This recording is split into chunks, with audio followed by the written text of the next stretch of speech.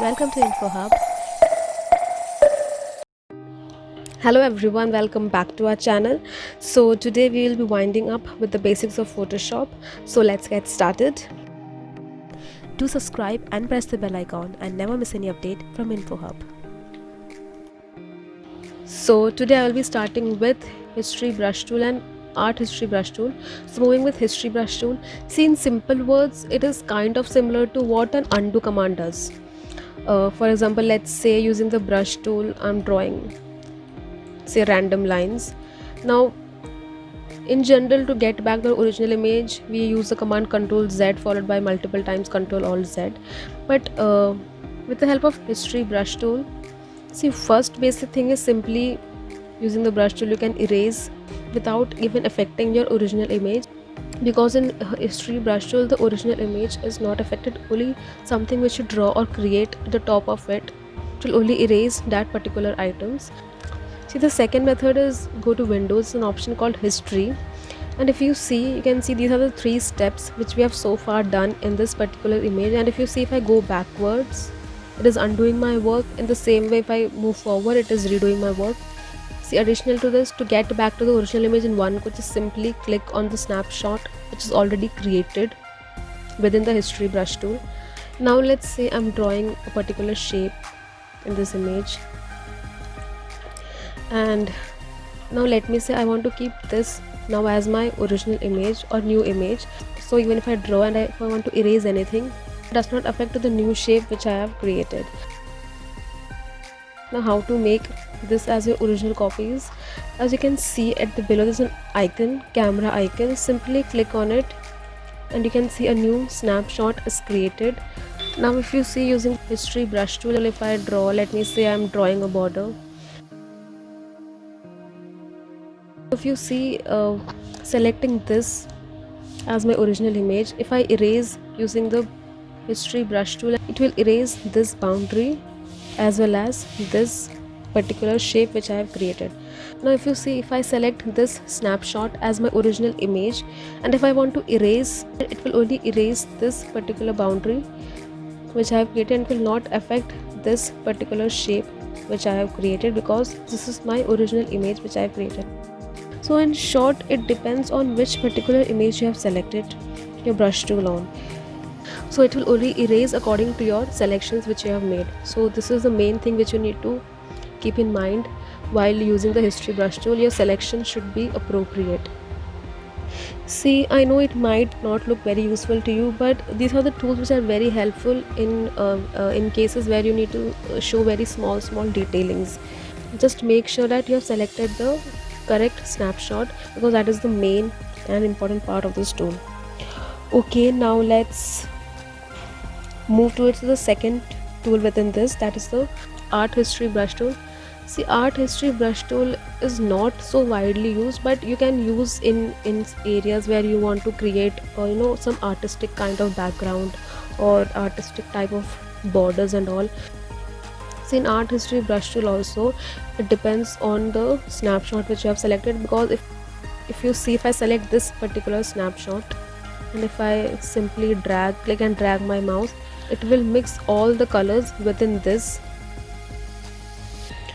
particular image, as you can see.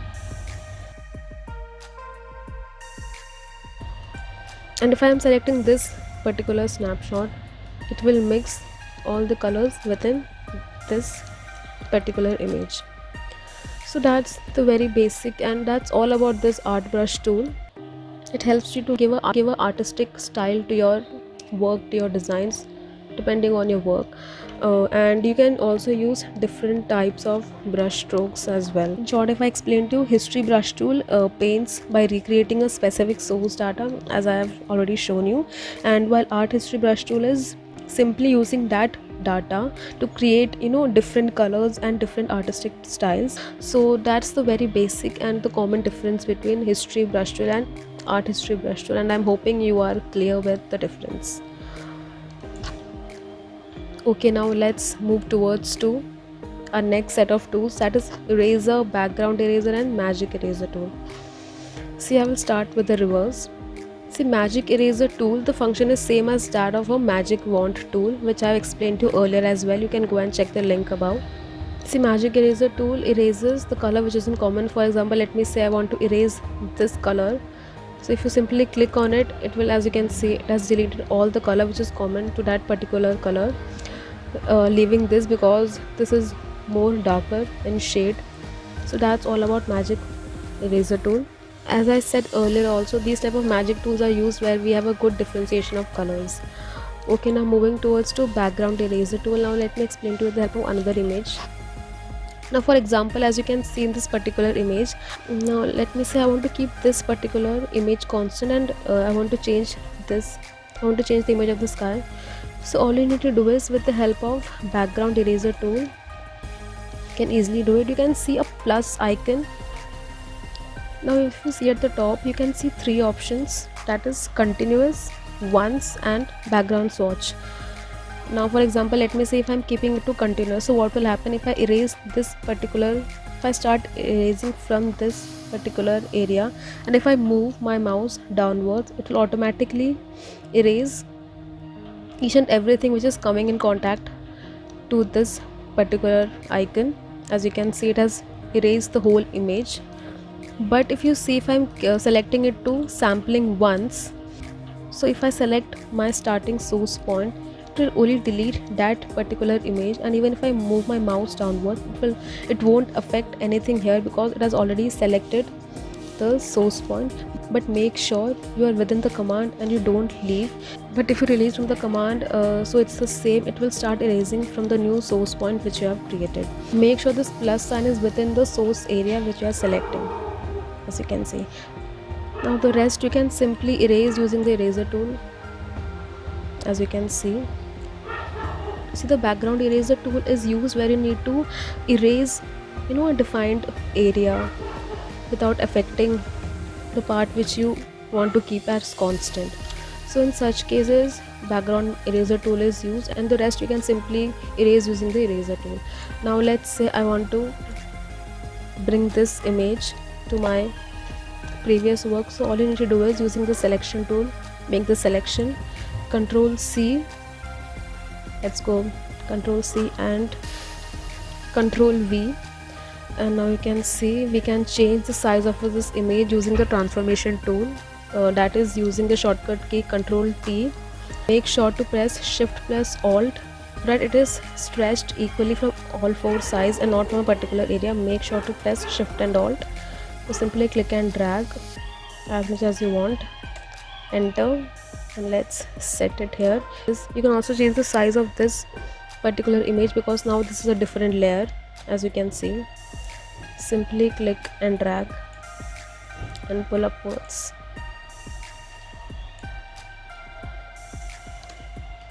Let's resize this a little bit more. Now you can see a new image is created. You can also change the position of these layers by simply clicking and dragging this upwards or vice versa. Now you can see a new image has been created. So that was all about eraser tools.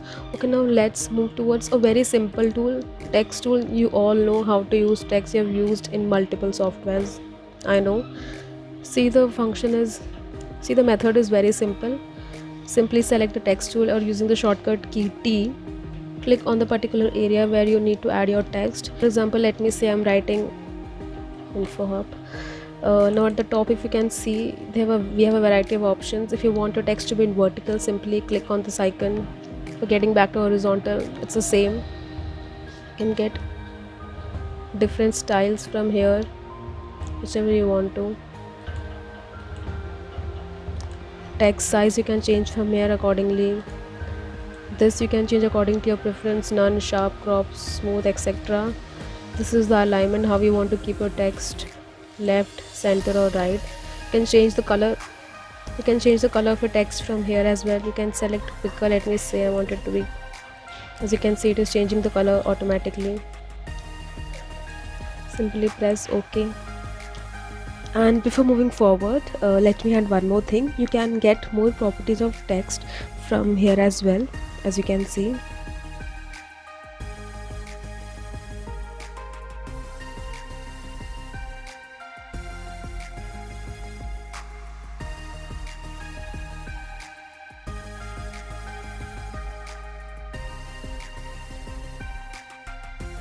So that's all about text tool, and I'm hoping this is very clear to you. So without wasting any more time on this, let's move towards to our last set of tools, that is vector shapes. Vector shapes, we have rectangle, rounded, ellipse, polygonal, line, custom shape tool. So I won't be explaining to you all because they are similar to each other. The properties are same, only the shapes are different. So starting with rectangle, let me erase this.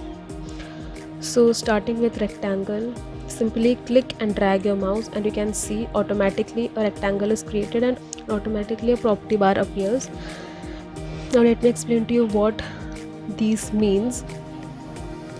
So starting with fill, for example, say if you want to remove this area, you want to keep it plain, so simply just click on no fill, and if you want to add color, click on this. You can change your color from here. You can also add more colors by going to this icon, and you can see this color palette will appear to you, so you can change your colors from here as well. For gradient, you can click on this. For gradient, you can select this. For pattern, you can choose this.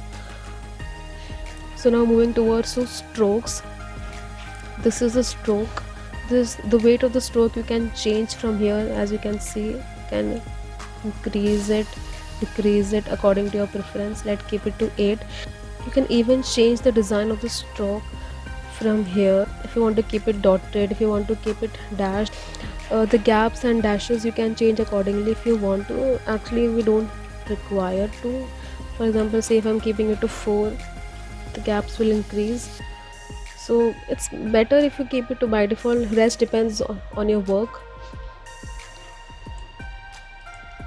Now below there are some more properties. As you can see, this is to make the ends of your edges rounded. So there are two methods. For example, let's say I want to change the 4 sides of my edges in one go. So you need to simply click and drag your mouse. As you can see, I move my cursor to the right, it is increasing, the pixels are increasing, and if I am moving my cursor to the left, it is decreasing it. So let's keep it to 130, and you can see the edges are rounded. Now in case, let's say you want to change only one side of your edge, so in such case what you need to do is, there's an option you can see here, link together corner radius values. Just simply off this, and see, once you off this, it will only change according to your selection. For example, let me, I want to make this corner and this corner smooth. So simply using the mouse, cursor of the mouse, I drag it to, let's say, 115 here and here. Now you can see only this particular edges have become smooth, keeping the rest as the same. So this depends on you. Either you want to keep it on or off. It depends on your design. See, the last set of property is addition, subtraction, intersection, and excluding. For example, let's say I'm drawing a particular shape using the shift command for addition. Now you see, if I use a shift command, it will automatically add to my particular shape. Now if I click on subtract, it will subtract the previous shape which I have created from the original copy, and if I click on intersect, it will only keep the part which is intersecting, and if I keep to exclude, it will keep the rest of the shape, excluding the part which was different. So this I have explained to you in detail in the first part of Photoshop, so I prefer you to go and check the link given above. So that's all about these tools. I hope you're clear with this. Now moving towards to rounded, rectangle, ellipse, both are same, only the shapes are different. The properties, the functions, everything is same. Now let's move towards to polygonal tool. The only difference is that in polygonal tool, you don't have a property bar as that of a rectangular, ellipse, or a rounded rectangle tool has. The property bar are at the top. So for example, the functions are same. You can change the color, stroke, everything from here, but the only difference is to change the sides. First you need to change here before using this tool, because once you have created, and if you add the number of sides, it won't change on that particular shape you have created. It will create a new shape. For example, let me say I want to create a triangle. Let's say keep it to 3 and simply click and drag, and you can see a triangle is created. In the same way, if I keep it to say 4, a square shape is created, as you can see. So that's all about polygon tool. The next is line tool. The property is same as the rest. This is very rarely used. So let's move to the last set of vector shapes, that is custom shape tool. See, custom shape tool at the top, you can see we have a variety of by default customs. You can get this from go to settings. There's an option called all. Simply click on all, and as you can see we have a variety of options like animal, arrows, nature, object, etc. Simply click on all and make sure you don't append, and just simply click OK, because it will replace all your current and it will give you the full by default custom shapes. The functions are same. For example, let me say I'm taking this particular shape.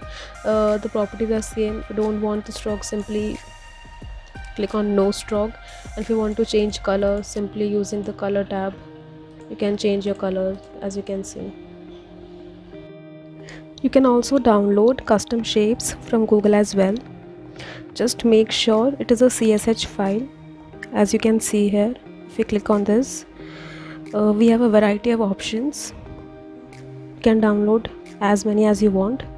So after downloading, extract where you have saved your file, and after extracting, go back to Photoshop, custom shapes, settings. In settings there's an option called load shapes. Simply click on load shapes, and as you can see, select the file, and as you can see the shapes are loaded here. So that's all about the basics of Photoshop, and we have completed it. So see you in the next class with a new topic. Thank you. We hope you like this video. Give your feedback in the comment section. Now you can also follow us on all social medias. Hit like and do subscribe our channel for more interesting videos.